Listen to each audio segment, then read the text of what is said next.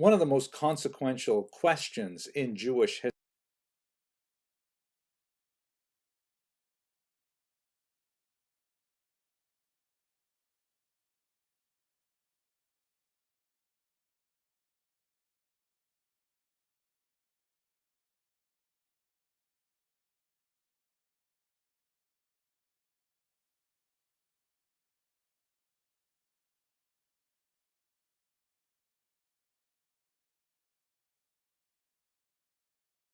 One of the most consequential questions in Jewish history is a very basic one.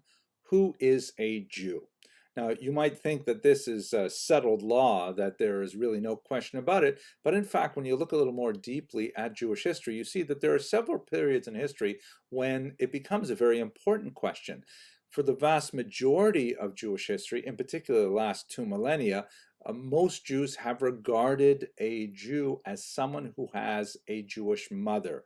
That is, it is matrilineal. The nominal identity of a person follows that personal status, regardless of affiliation with a religion or self-identification, but that has not always been the universal case for Jewish history.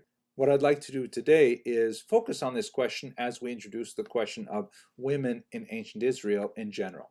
Now, let us recall that this is certainly a controversial question as of the late 20th and early 21st century. And this is primarily because of a decision that was made by the Reform movement in 1983 that recognized patrilineal descent. More precisely, it's both matrilineal and patrilineal descent. But in other words, this represented an acknowledgement by a major Jewish movement that as long as one parent was ethnically Jewish, however you define that Jewishness, then the child could also be Jewish. There's more to it than that, and perhaps one of the most important things to think about is, did this decision initiate change, or was it simply a recognition of change that had already happened because intermarriage, especially in American Jewry, was at such a high level that we already have the phenomenon of children who have like a Jewish father rather than a Jewish mother and wish to identify with the Jewish community, and they find that they are shut out because the matrilineal principle has been the dominant one for the last 2,000 years. And it's resulted in a lot of really painful moments, for example, in this article by Shoshana Tikva, written in 2019. It's a very difficult and personal issue. In this particular video, I mainly intend to just go over the historical issues, and I will leave the philosophical and religious and indeed sociological and even psychological issues to people who are more expert. So the question that we really have is, when did the matrilineal status become effective, or when did it become the norm? We can see when you read the Bible, it's very clear two things. First of all, there is a strong prohibition, very clearly worded, against intermarriage with Canaanites in particular, but one can easily generalize that it refers to intermarriage in general. And at the same time, you see in particular some really important figures like Joseph and Moses and Solomon, who all apparently marry non-Jewish women. So how do you square these things? And by the way, of course, Joseph, Moses, and Solomon's, their children are recognized as being Jewish. How is this the case? So we're going to go into some of the major issues here, but I want to point out that perhaps the most significant study of this is by Shia J.D. Cohen, The Beginnings of Jewishness, which he goes through a lot of really important issues in the classical period, especially the issues of conversion and issues of matrilineal versus patrilineal descent and so on. Now, I don't necessarily agree with all of his conclusions, but there's no question it's a masterful survey of the sources, and there's a lot of value in this particular work. So trying to square this conundrum of, on the one hand, we have this long-standing practice of matrilineal descent, and on the other hand, we have these biblical examples that seem to contradict it. There are three logical ways to approach it, the challenge. The first is to say that, well, let's say the law of matrilineal descent, this concept, the principle, was not always described in the text, meaning that, yeah, Moses married a Midianite, but the Midianite woman went through a conversion. And Joseph married, an Egyptian woman, but she went through a conversion. If that is the case, then you have to wonder, well, why doesn't the text tell us this? Why doesn't the Torah reveal that this is in fact what happened? Wouldn't we be prone to be misunderstanding the text if it doesn't say something which actually happened? That's one possibility. Another logical possibility is to say that, yes, the law was always in effect. The Jews always adhered to this matrilineal principle, but it was sometimes ignored. You have that sometimes where, as Rabbi Beryl Wine often likes to say, you should never confuse Judaism with Jews, right? Jews do not necessarily behave in normative, acceptable ways. So perhaps, the examples we have in the Bible are, not in conformity with the way Jews are supposed to behave. Now, that would be obviously an acceptable answer, except the fact that, these figures, Moses, Joseph, Solomon, and others, they're really important people. And are we really going to assert that they were behaving contrary to law? That's definitely problematic. There's also a smaller problem, which we won't go into right now, but the Midrash has a principle that even before the Torah was given, Jews of that level, at any rate, certainly behaved in conformity with the Torah itself. Like, for example, the laws of keeping kosher were not given until the Torah was given, but you still wouldn't have the patriarchs and matriarchs going out for non-kosher food, God forbid, that kind of thing. But that's a smaller problem. Let's just avoid that for now.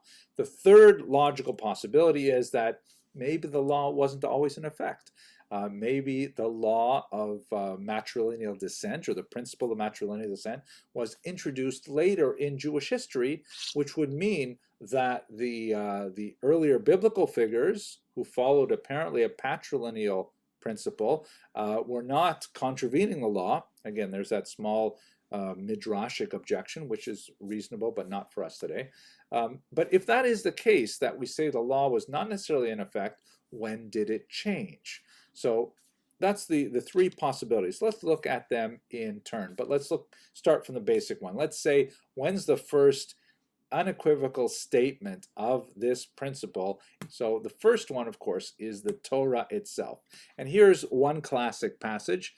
It's in the book of Deuteronomy, Devarim, chapter 7, verse 4. So verse 3 says, do not intermarry with them, meaning the surrounding non-Jewish nations. Do not give your daughters to the sons, or take their daughters for your sons.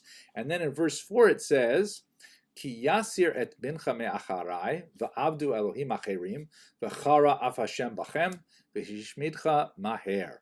Right? Now let's look at the translation. It says, for they will turn your children away from me to worship other gods, and the Lord's anger will blaze forth against you, and he will promptly wipe you out. Right? Really strong word of criticism, I think. The problem with this particular passage, and normally Sepharia is amazing, but they're relying on translations that in many cases are already extant, and this translation is a little bit of a distortion. If we look carefully at the English, it's not for they, which is in the third person plural. It really should be for he, right? The word in Hebrew is ki yasir, which is male, masculine, singular. For it's really he will turn your children. Now, your children is also not in the plural. It should be in the singular masculine, for your son, which in this context would mean your grandson. Wait, so let's understand this properly. It says, for he, meaning your son-in-law. It can't be your daughter-in-law, because it would say for she. It would put it in the feminine. And by the way, in Hebrew, there is no neuter gender. Every single noun or pronoun has to be either male or female. So it's binary here. There's no other choice. And it is masculine. So this means that if you have to imagine yourself as a grandparent, if your daughter marries a non-Jewish male, if you as a Jewish person have a daughter who is Jewish and she marries a non-Jewish male, the non-Jewish male, according to this verse, will turn your son, which is your grandson, away from God. That's the statement of the verse here. Let's look at it in the commentary of Rashi. I have it abbreviated on the right here, but let's look at it in greater detail. So Rashi here is quoting the Talmud, Tractate Yevamot 23a, and it reads like this, i.e., the son of the heathen, meaning the non-Jew, when he marries thy daughter, will turn away thy grandson, whom thy daughter will bear unto him from following me, i.e., following God. This teaches us that thy daughter's son, who was born of a non-Jewish father, is still called your son, but your son's son, who was born of a non-Jewish woman, is not called your son, right? Because the verse only talks about the situation in which your grandson by your non-Jewish son-in-law would go away from God. It does not even bother talking about your grandson from your non-Jewish daughter-in-law, because according to Rashi, quoting the Talmud, that person, that grandchild, is not even Jewish. That's the clearest biblical statement of the matrilineal principle. And as you can see, it's not explicit at all. It has to be drawn out through this midrash, which is expressed in the Talmud and expressed later in Rashi's commentary. So that's how the principle is derived. Now, if we take this from a theological perspective, at the very least, the matrilineal principle then is put in place in the period of the giving of the Torah, which is obviously quite ancient. We're now talking about the Exodus period, and would have been, the norm all through ancient Judea. But when we look at the historical data, it's a little more confusing. So, oh, by the way, here's a beautiful painting by Anna Flerovna. She has so many of these studies of women lighting candles with their children looking on. Very kind of traditional romanticist kind of view, but really very powerful. She just passed away in 2020, but very, beautiful work still available for sale in many galleries today.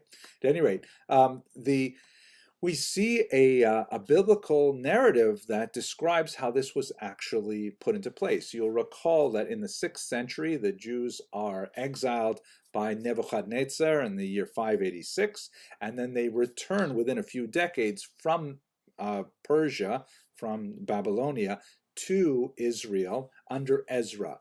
And in chapter 9 of the book of Ezra, he laments. There's a long prayer there where he expresses tremendous regret that so many of the Jews that returned have brought with them their non-Jewish spouses, meaning that intermarriage is rampant.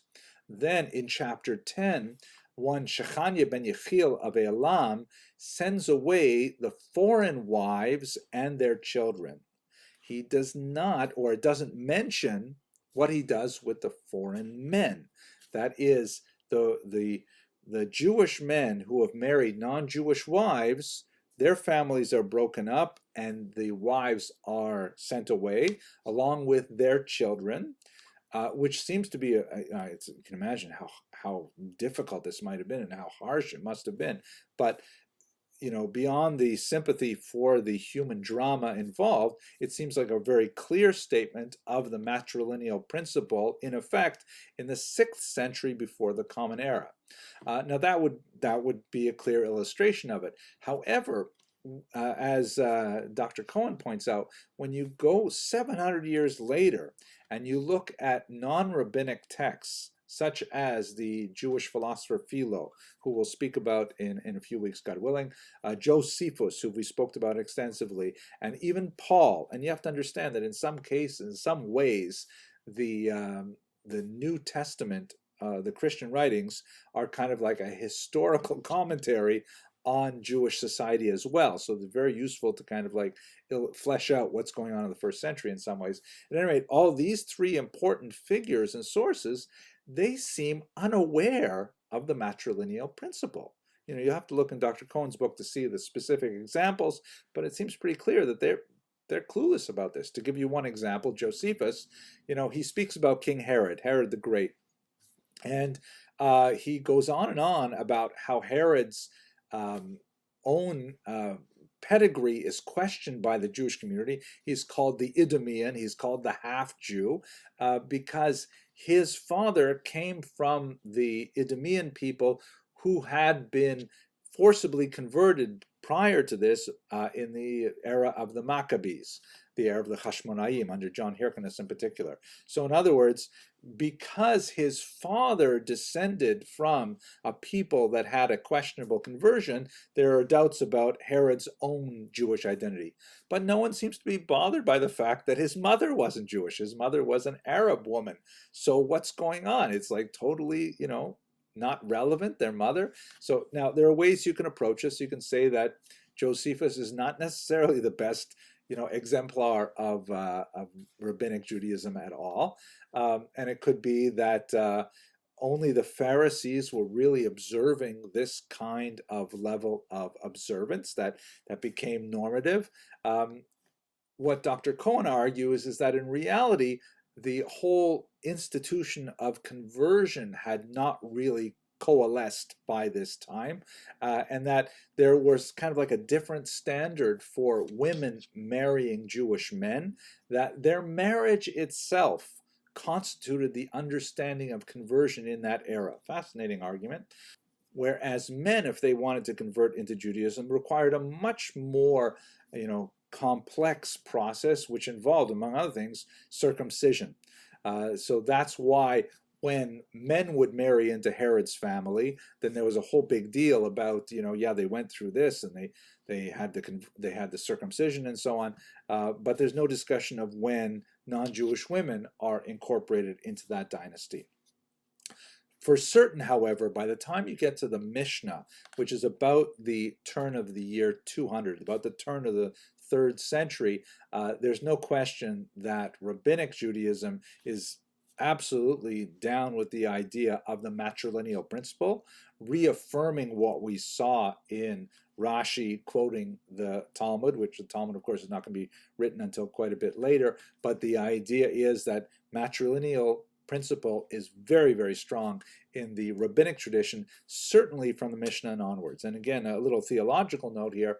From the perspective of Orthodox Judaism, the Mishnah, although it only achieves a written form with Yehuda Nasi around the year 200 to 220, it was the embodiment of oral teachings that went back far earlier, and in fact the core teachings of the Mishnah go back to Mount Sinai itself, which corresponds with the way the Talmud read that particular passage in Deuteronomy. Okay, so to wrap this all up, basically we have a matrilineal principle that can arguably be extended all the way back to Mount Sinai through a Pharisaic interpretation of the text. When we look at the actual behavior of Jews, we see that they're not always conforming to this matrilineal principle, sometimes at great cost to themselves, as we see in the book of Ezra, and that even by the 1st century of the Common Era, some very prominent Jews seem to be out of touch with the matrilineal principle. But by the time the Mishnah is codified, this becomes the dominant view, without question, overwhelmingly so, and any deviations from this are taken in a very serious way. I should mention one last caveat that I think is a very important one. We started by talking about how basic this question was, and one of the things that we tend to see in Jewish history is that Jews can handle a tremendous degree of dissent. There's room for a lot of diverse opinion within the large, tent of Jewish identity. But this particular question of whether or not a person is Jewish is one of those third rail type questions that tends to result in fissures, in schisms, and when it remains unresolved, it has very dire consequences for the integrity of the larger Jewish population. But I leave that for people who are